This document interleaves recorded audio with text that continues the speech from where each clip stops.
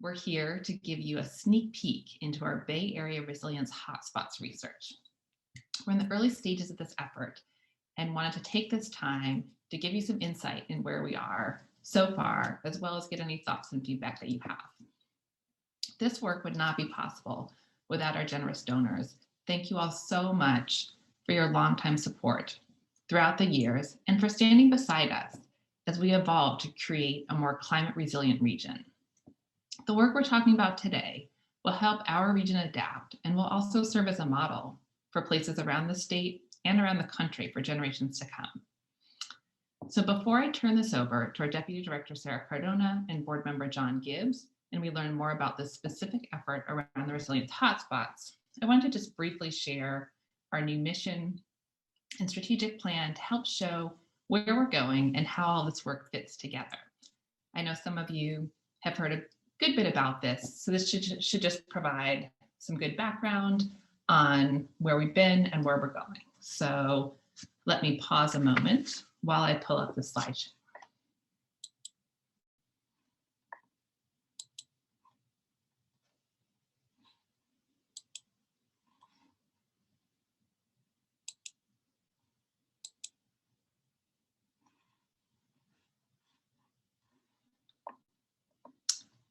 Okay, so I now can't see the chat, but maybe someone in the panel can let me know if, hopefully you're seeing the correct view. I've had a little bit of wonkiness here. Hopefully you're seeing the actual yes slideshow and not the, yes, okay, great. Thank you. Okay.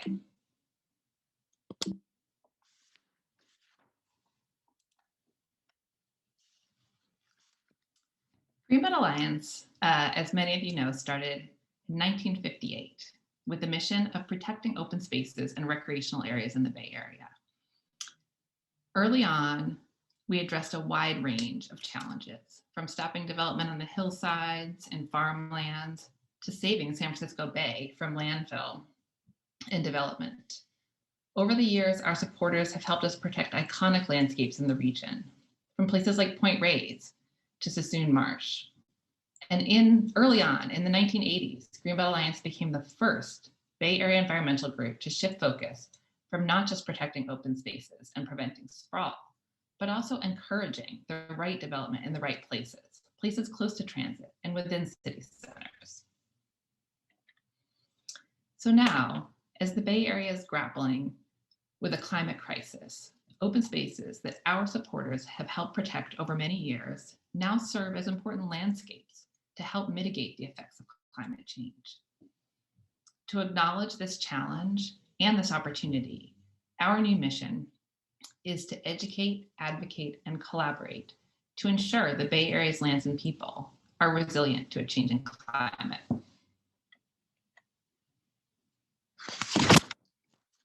Planning for the future, we know, must take into account the increased risks and dangers due to climate change, as well as how nature can play a key role in how we reduce this risk.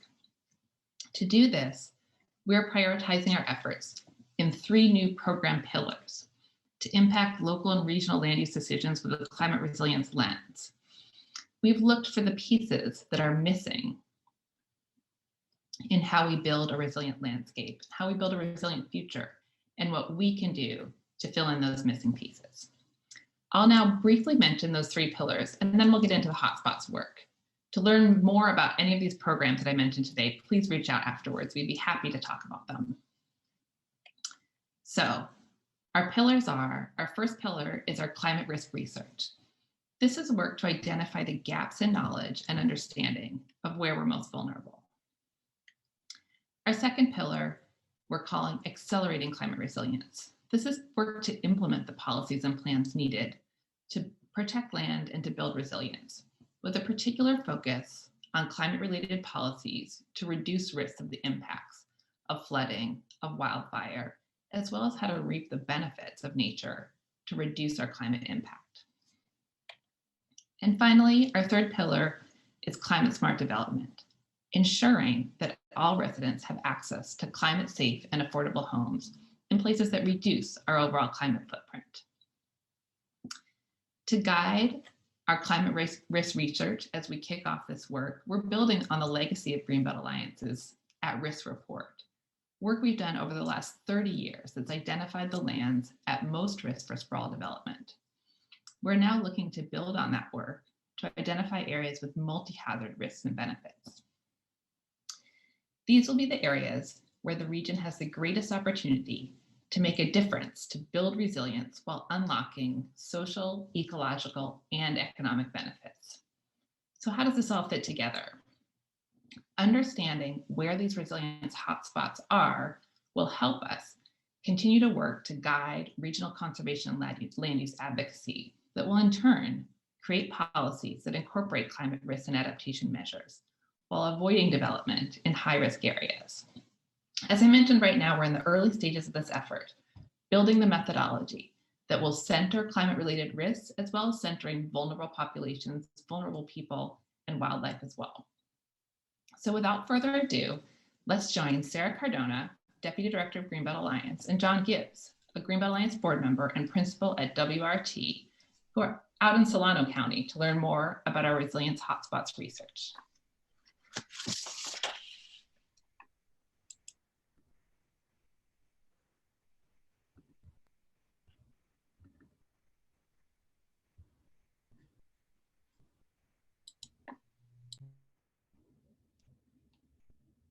You may be wondering, what is a resilience hotspot and why is Greenbelt Alliance doing this research?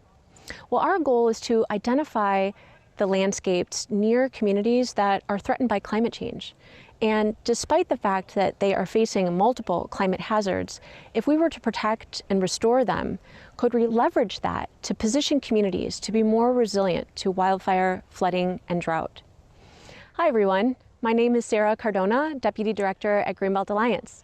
I'm really excited to talk to you today about our work on researching resilience hotspots across the Bay Area.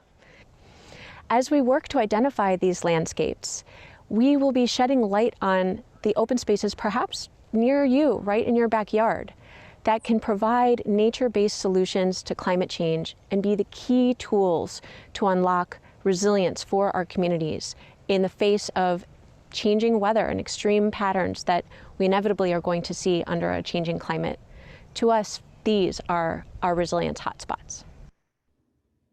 Sarah introduced the hotspots, and I wanted to talk about how we're going to go about doing that. And there's a couple of really important factors for this.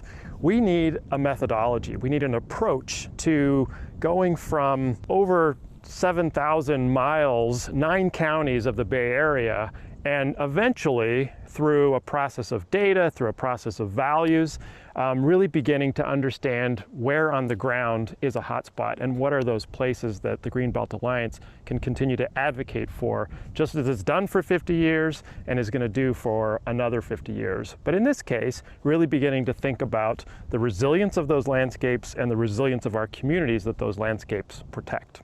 Hello, I'm John Gibbs. I'm a principal at WRT, a planning and design practice here in the Bay Area. I'm also very pleased to be a recent board member to the Greenbelt Alliance. So to give you an idea of what a resilience hotspot could be, we're standing here at an area in Solano County that embodies the multiple factors that we will be looking at as we determine where are resilience hotspots over the course of this year. So spoiler alert, this is not yet a Greenbelt Alliance resilience hotspot. It's a little too early in our analysis to say that just yet. But if you're like me, it's really helpful to have a visual of what are the kinds of factors that we will be looking at and what are the key questions that we will be answering as a part of this research to uncover where are the Bay Area resilience hotspots. So also in terms of multiple climate risks, we know flooding is a big concern for the Bay Area, and again, kind of looking out here at this natural drainage system makes me think about how we're going to, in this hotspots analysis, really look at the role of open space in its ability to absorb floodwaters. With climate change, we're seeing more intensive rainfall events, exacerbating flooding in existing communities at low-lying areas. Often these are our most vulnerable and frontline communities. that may also be experiencing sea level rise. So the issue of flooding definitely is exacerbated by other factors. So here in the Bay Area, we are blessed by data. And if you go to other parts of the country battling sea level rise, wildfires, et cetera, they don't have the resources of data available to us here. The Greenbelt Alliance has a long history of working and partnering with regional agencies, with conservation groups, and that data is all available to us in this process. We have really just embarked on a process of pulling the data sets together, and really beginning to compile the pretty complicated GIS-based mapping system. We're taking various sets of data, and through the lens of the Greenbelt Alliance's values, through the values that they're bringing to understanding the unique aspects of resilience and in the communities that they're advocating for, we're putting together particular data sets. Those include particularly vulnerable communities as established through the MTC and state guidance. These are often communities of color, traditionally marginalized. And this research is going to be able to identify those lands that can best serve those communities and best protect those communities. We're also looking at wildfire risk. And there's some data sets that look beyond traditional vulnerability of a particular vegetation, but really digs into understanding the complexity of the vegetation layers and the idea of the ladder effect. And the landscape that we're in here is perhaps a good example, very low-lying grasslands with very low fuel volume, and then higher canopies up above so that those fires burn more slowly and can be better managed. We're also looking at the ability of vegetation to continue to absorb carbon. We're finding that riparian lands in particular have some of the greatest ability to sequester carbon and to hold that. They're also most resistant to burning because of the evidence of water in those low-lying areas. And so that's another key area of mapping. We're certainly looking at sea level rise, and sometimes we see direct impacts to communities, or sometimes we may even see changes to groundwater and groundwater emergence and other effects within those lands. But it's really the process of combining these data sets and mapping them throughout those 7,000 miles of Bay Area where we can really start to zoom in and start to see some areas of particular interest.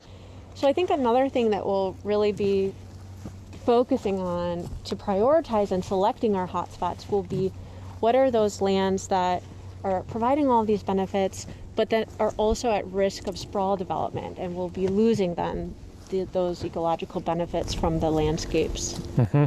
Yeah, the Greenbelt Alliance has always, I think, done a great job advocating for smart growth and livable cities in the context of preserving the Greenbelt. Our data is, I think, telling us some important information about particular lands. The Conservation Lands Network has provided data that identifies some of the most ecologically rich, some of the most valuable lands throughout our Bay Area, but also those areas that are most vulnerable in that they're not protected. And so our Hotspots project can then start to identify which of those lands is near a vulnerable community, has other benefits of carbon sequestration, and then through an understanding of its ecological value and its potential threat to development or unstable ownership, we can begin to prioritize some of those lands in particular. We're looking throughout the South Bay, we're looking in the East Bay. We're here today in the North Bay, and we're seeing a number of really important areas and areas of interest, both in Solano County, on Vallejo and Napa, and over in Fairfield. We see other places on the peninsula, East Palo Alto, places around the Bay Area where we see sea level rise, inundation, and wildfire, both affecting perhaps those same frontline communities. So as you can see, this beautiful landscape here at Rockville Hills Regional Park is really bringing to life for us the multiple benefits from open space to people's quality of life and their role in really building resilience for communities in the face of wildfire, floods, and droughts. And so these are the kinds of things that we will be continuing to dig for and look for as we go about identifying and selecting our resilient hotspots throughout the year. And with this research in hand, this is critical information that we will be bringing to local governments and stakeholders like the City of Vallejo and others that are updating their climate action plans and their general plans to really inform what are the region's priority land use and climate resilient conservation decisions that we at Greenbelt Alliance will be advocating for, so that we can incorporate climate risks into our future decisions and really, again, just benefit from the power of nature to help protect us into the future. We need to better understand what are these resilience hotspots across the state, lands that we need to conserve and protect. With this partnership with the Greenbelt Alliance, we'll understand better at the state where we should make our public investments. The work that the Alliance is going to do, really helping to identify these resilience hotspots, will be critical to our agency's investments in coming years. This research will also inform the state of California's strategies to unlock nature-based solutions to fighting climate change. As Secretary Crowfoot has said himself, the state has bold goals to conserve 30% of its lands and waters by 2030. So having this research grounded in the priority landscapes to protect in the Bay Area will directly feed into the work at the state and help all of us in fighting climate change together. It is thanks to supporters like you that this critical work can take place, and for Greenbelt Alliance to be at the forefront of nature-based solutions to climate change. I hope that this has inspired you to get outdoors this weekend and visit some of these incredible places, Rockville Hills Regional Park, or even Lynch Canyon Open Space, operated by a strong partner of ours at the Solano Land Trust. They're actually hosting a docent-led tour this Saturday, February 27th, starting at 9 a.m. So we invite you to get outside and explore the beautiful areas of the Bay Area. And remember how we're all really looking to see there are multiple benefits to us today and into the future.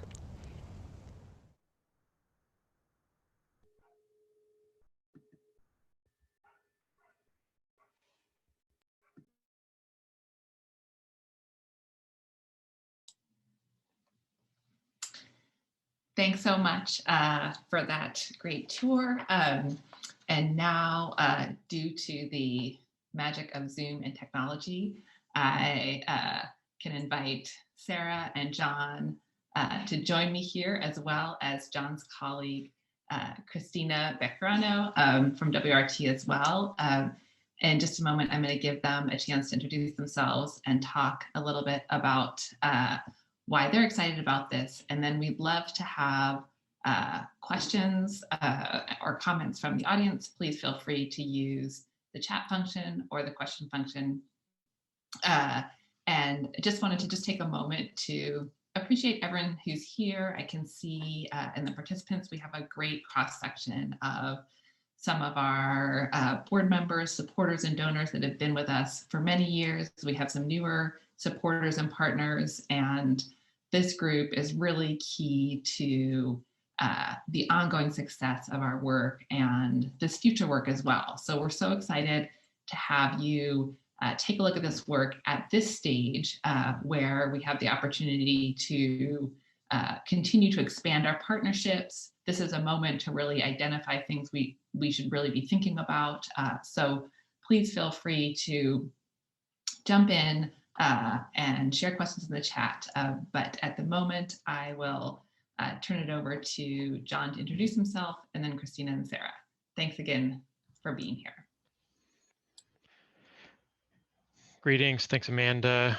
Great to see you again, Sarah. That was such an awesome day that we had getting out and about, out into the world, and it was a nice grounding of this work. I'm John Gibbs and principal at WRT, but more importantly, proud to be a board member and supporter of the Greenbelt Alliance.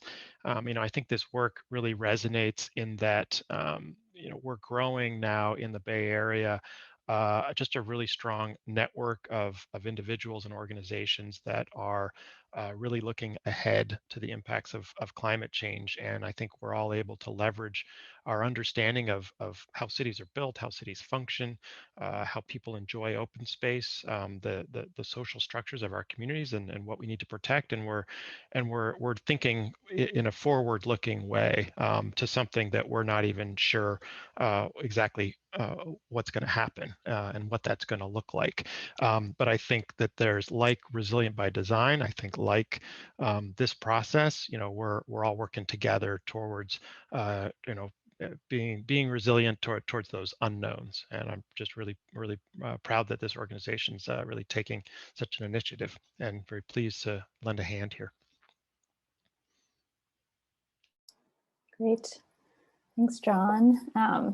And I'm Christina Baccarano. I also work at WRT. I'm a planner and urban designer there, and a lot of my work is focused on coastal adaptation, but also expands a little bit more broadly to working with communities on issues of broader resilience.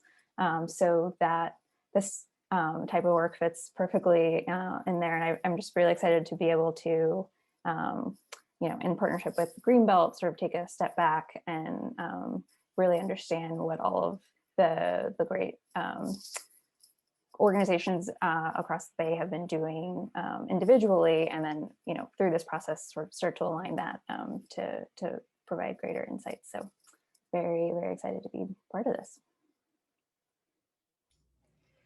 Great. Well, good afternoon, everyone, and thanks again for everybody joining us here today.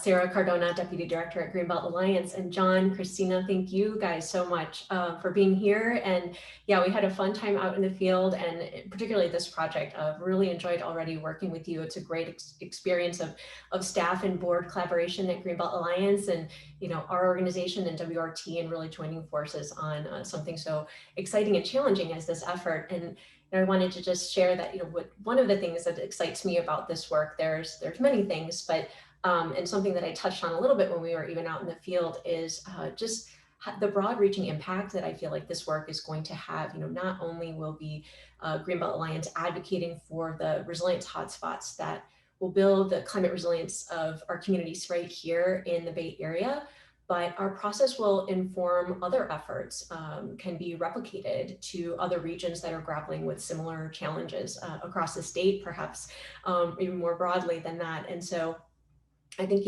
for me, ultimately, this is a really unique opportunity for this work to inform how the state of California meets its climate, conservation, biodiversity, recreation, goals that it's had and stated. And so that's really motivating to me in this work to see how this really ties into a bigger picture of addressing climate resilience on a really wider level and drawing from the lessons. And we hope the successes here in the Bay Area. So with that, we'd love to open it up for a conversation. For those that have joined us here today, if you have specific questions that we can elaborate on, take the opportunity to share a bit more with you. And as Amanda mentioned, if you have insights or other feedback, please feel free to join us now in the chat and or the Q&A function. We can take the opportunity to get into a little bit more of a conversation around this work.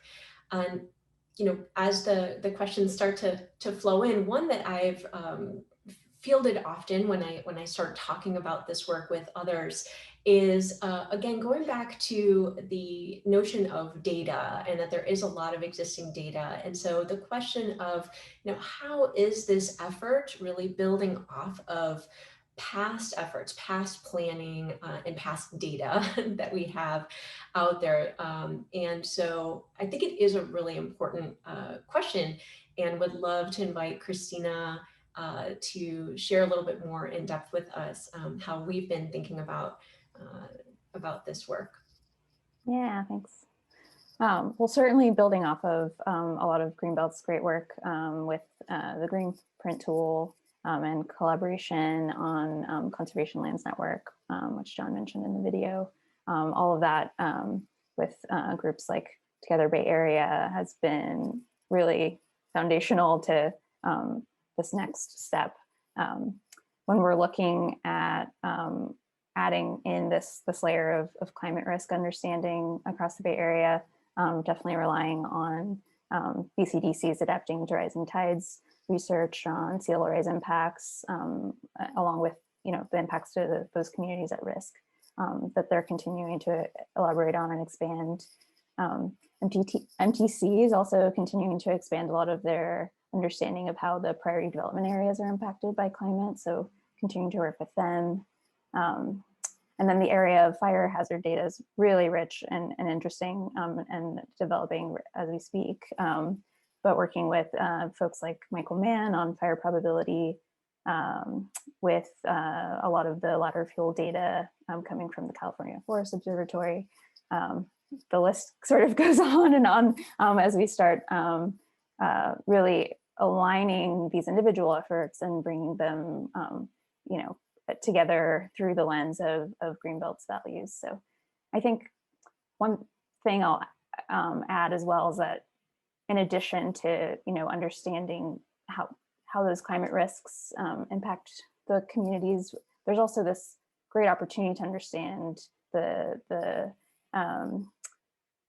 how that information can lead to also understanding how to quantify the benefits that a lot of these open spaces and healthy ecosystems provide to communities. So I think that's been another really interesting part of this early phase of the work, where in addition to understanding all of this broad understanding around climate risk, we're also starting to tie that into next steps of identifying those opportunities. So it's a long answer, but no, thanks. Thank you, Christina. That's great. And as John even said before too, we are blessed with data here. I come from the Metro Chicago region, and we don't have as much data and efforts, on climate change as we do here in the Bay Area and in California at large. So it is something we're leveraging. Another past effort I just do want to elaborate on a little bit that Greenbelt Alliance was really involved with over the past many years is the Bay Area Green Print tool that is online, and it is a curated, platform that has been pulling in a lot of these various data sets. So that is certainly a past effort, luckily, that we were involved with, that we're really building off of here in this process. But at the same time, we're doing something different here, and we'd love to highlight that even more pointedly throughout the conversation. But I think one way that we can address how this is different from past efforts is kind of segueing over to one of the questions that has popped up here, really what criteria or standards will be used to really determine a hotspot. And so I think that's really at the crux of, we've got all of this various data. What does Greenbelt Alliance bring to this work? What are we looking to really uncover and elaborate that defines a hotspot? And so back when we were out in the field, John, we did start to talk a lot about pretty much 6 various factors and values that Greenbelt Alliance has that we're bringing to life in this work. And that's going to really drive, how we start to look for and select and that criteria of a hotspot. So maybe we could together take a moment to elaborate some of those 6 factors. And the first one that you mentioned that we're prioritizing is frontline communities. Where are the communities most historically marginalized, who tend to have the lowest contributions to greenhouse gas emissions and so to climate change, but really do have disproportionate impacts of feeling the effects of climate change and multiple climate hazards. And so that is certainly a criteria of ours in this work is where are the hotspots in location and proximity to frontline communities. Those will be the ones hit first and worst from climate change. And they, for us, represent where in the Bay Area, if we are to truly prepare for climate change in an equitable manner, these would be the places that we want to prioritize for where to focus our efforts and our investments, and where we can gain a lot of multiple benefits from nature's role in protecting those communities. So that is certainly one of the main criterias. And John, feel free to jump in and elaborate at any moment throughout any of these. The next one that maybe John and Christina can talk to even further is livable cities. You know, when we are thinking about the current footprint of our cities here in the Bay Area today, and where on a global scale, we're projected to see more and more population growth in our cities, our urban areas. That to us represents both a risk and an opportunity. A risk because we know our cities are currently and will continue to be grappling with extreme heat, urban heat island effect, flooding and sea level rise here in the Bay Area in particular. And at the same time, the urban area greening opportunities are immense. John and Christina, I don't welcome you to elaborate more on how that's being a main factor in our criteria for a hotspot. Yeah, just in a couple of ways, I think we're often calling these the values that are actually driving which data we begin to prioritize. And I think we can come back a little bit more to, even stepping back to some of the broader kind of where we are in the process and understanding methodology. But, just in terms of some of the data drivers, the MTC's planned development areas, is really key. Those are areas that have access to transit, and therefore may be able to best support future growth. Yet we also recognize some of those PDAs are actually in areas of likely impact down the road. So I think it's excellent for Greenbelt Alliance. I think the MTC is already kind of thinking ahead and initiating this type of work as well to understand that relationship is really important. When you think about cities and communities, it's not just livable for our present populations. Imagine a future of displacement due to climate impacts in other areas. People are moving around the globe. People are moving around the country. We're seeing those forces at work. How does the Bay Area position itself both to receive folks from other areas, but also within our own communities? And those are going to be important drivers of growth and of livability. Thanks, John.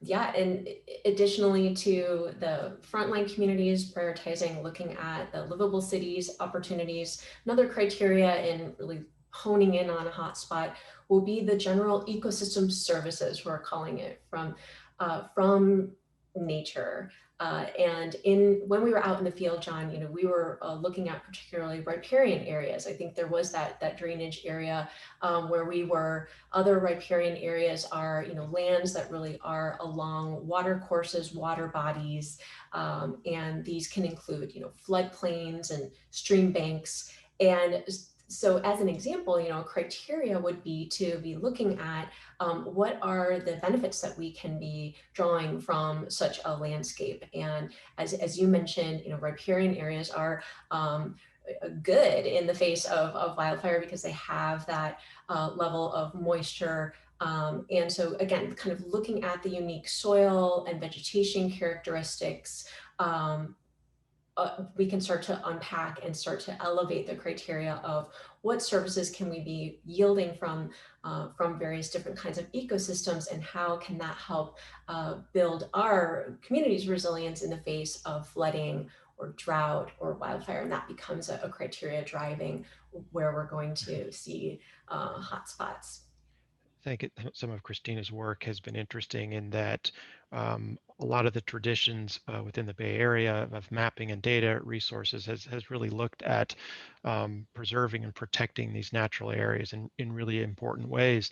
And our focus needs to then kind of think about both protecting those resources, but also understanding the human relationship just as part of a hotspot. If we're interested in vulnerable communities, how do these open spaces relate to and both protect, but also offer perhaps open space, access to open space, forest bathing, access to nature for mental health purposes. There's many benefits that natural areas provide, and I think this process is trying to understand how those relate to some of the other goals, and because there's lots of really excellent advocacy going on out there.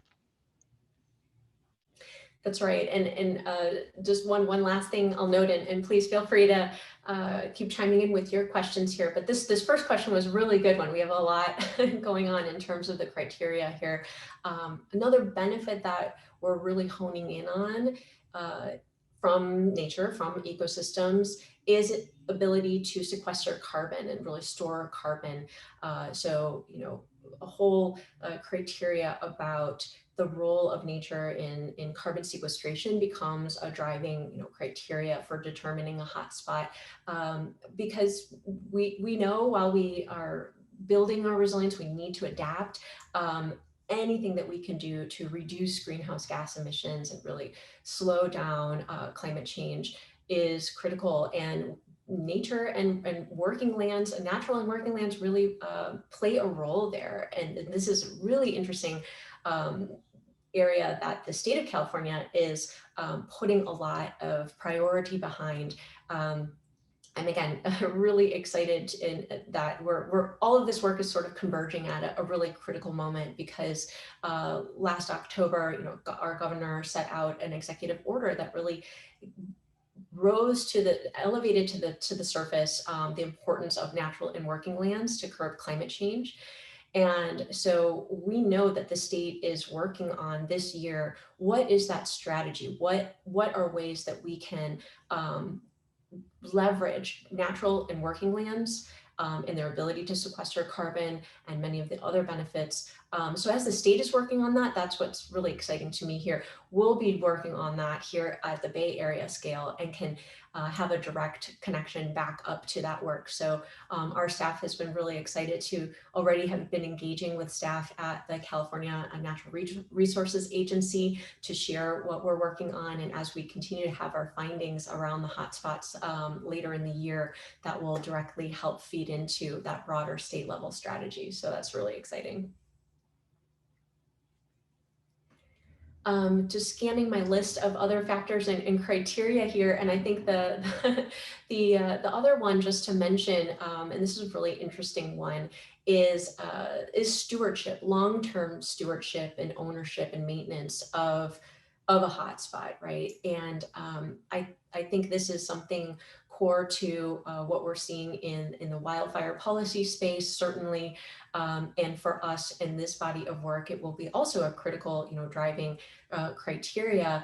What is the current state of stewardship, but where can we foresee a heightened level of stewardship that would be really needed to unlock the benefits of a hotspot so that it can really be a resilient hotspot for people and for nature in the face of climate change. So, and you know, for me, that's not only driving our criteria of selecting a hotspot, but then it informs what we're going to do at Greenbelt Alliance after we have, you know, the map and the identification, and that is working on the policy actions, the next step recommendations for how do we bring these hotspots to life, so to speak. And that's certainly a role we can play to advocate for more stewardship and really engage and partner with community stakeholders in that future stewardship. So again, that's another, you know, criteria that we're using in this work. So Amanda, I touched on a little bit that, you know, we're building off of past efforts, but we're also taking on something kind of unique here. And I'm wondering if you want to elaborate for everyone about, you know, what's really unique and standing out from past efforts, what we're up to here at Greenbelt Alliance. Yeah, thanks, Sarah. And thanks again, Christina and John. I think great work and really great comments so far. I have been really excited to see the progress we've made so far and how this is going. And I think for me, you know, as I mentioned, Greenbelt Alliance has for a long time really tried to ground our work in research and has used the Bay Area Risk Report to identify lands at risk for sprawl development, and then use that to identify where we should prioritize our policy actions.